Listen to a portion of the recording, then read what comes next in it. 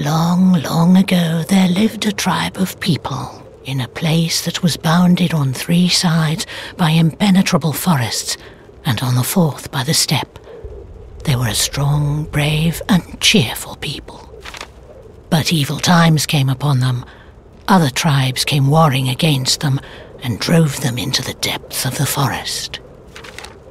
The forest was dark and swampy, for it was very ancient, and the boughs of the trees were so closely interwoven that they shut out the view of the sky, and the sun's rays did all they could to pierce the thick foliage and reach the waters of the swamp.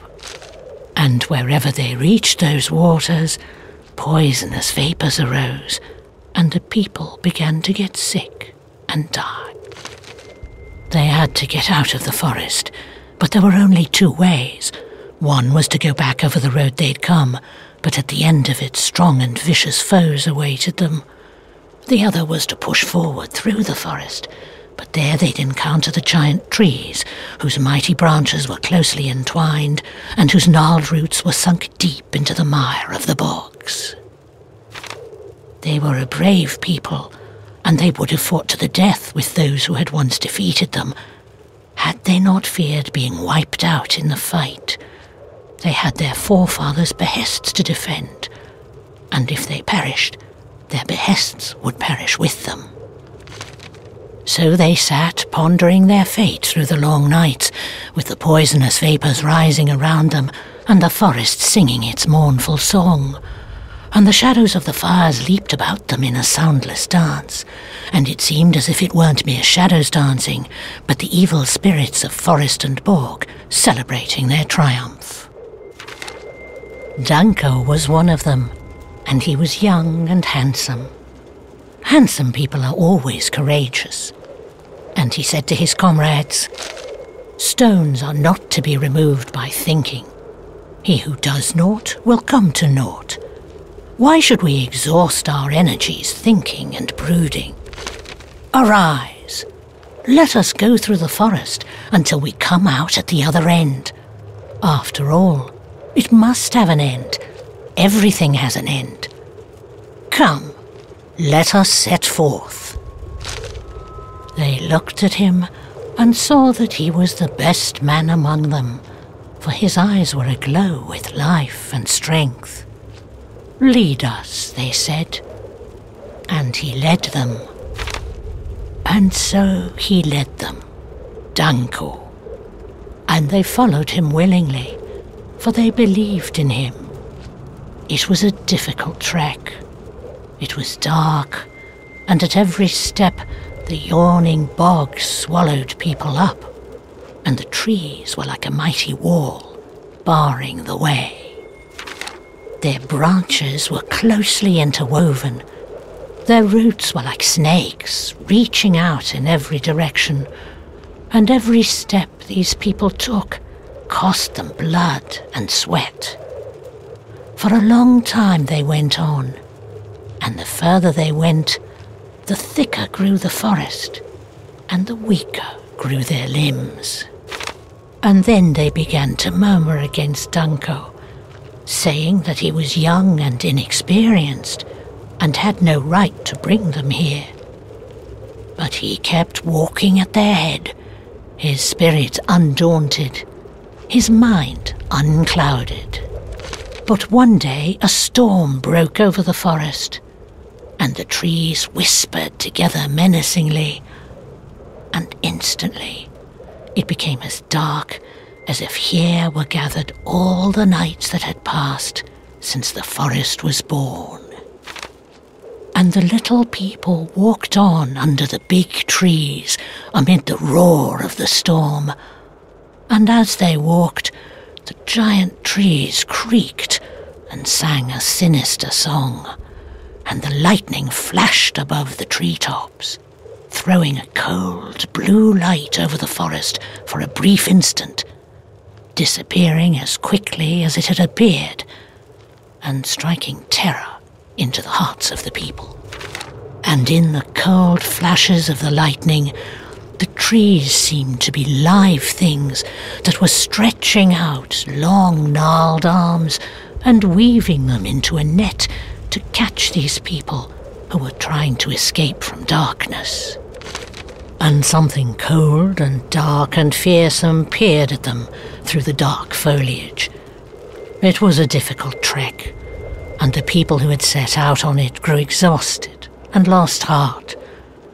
But they were ashamed to admit their weakness, and so they poured out their anger and resentment on Danko, who was walking at their head.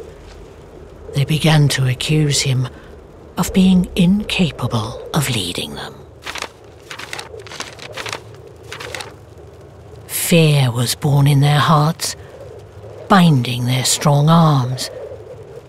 Terror gripped them as they listened to the women wailing over the bodies of those who had died of the poisonous vapours, or lamenting over the fate of the living made helpless by fear.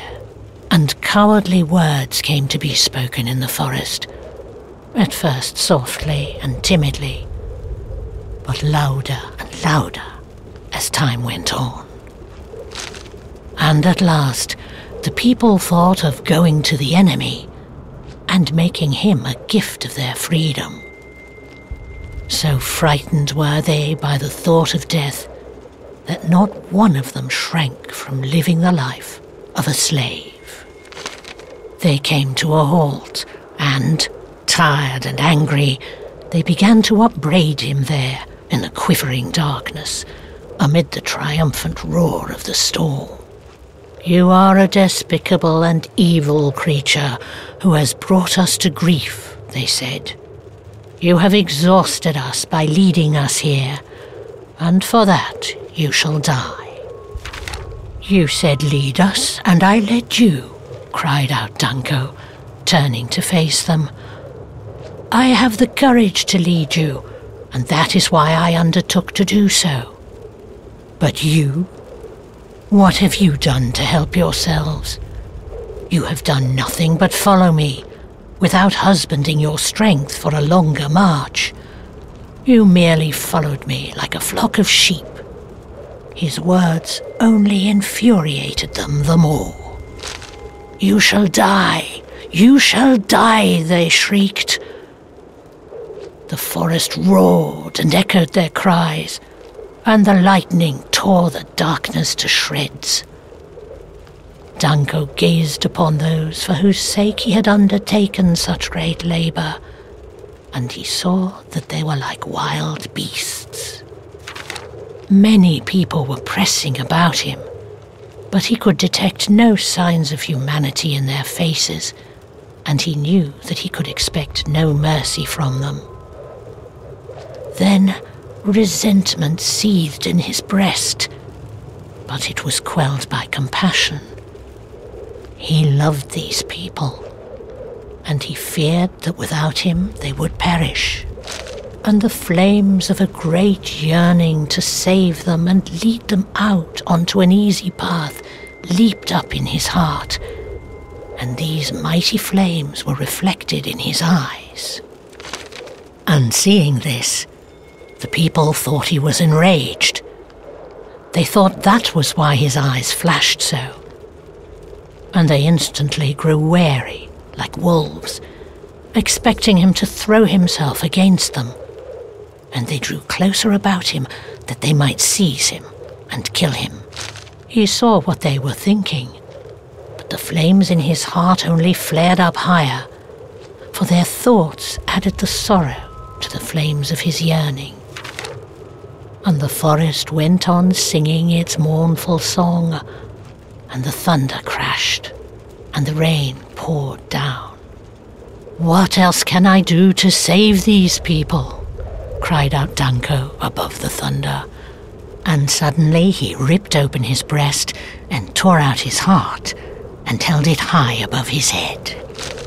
It shone like the sun, even brighter than the sun, and the raging forest was subdued and lighted up by this torch, the torch of a great love for the people, and the darkness retreated before it and plunged, quivering, into a yawning bog in the depths of the forest.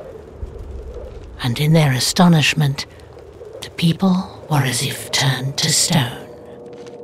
The brave Danko cast his eye over the endless steppe, cast a joyful eye over this land of freedom, and gave a proud laugh, and then he fell down and died.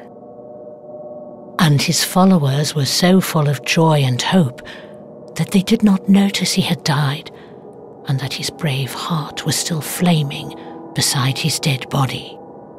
But one timid creature noticed it, and fearing he knew not what, stamped on the flaming heart, and it sent up a shower of sparks and went out.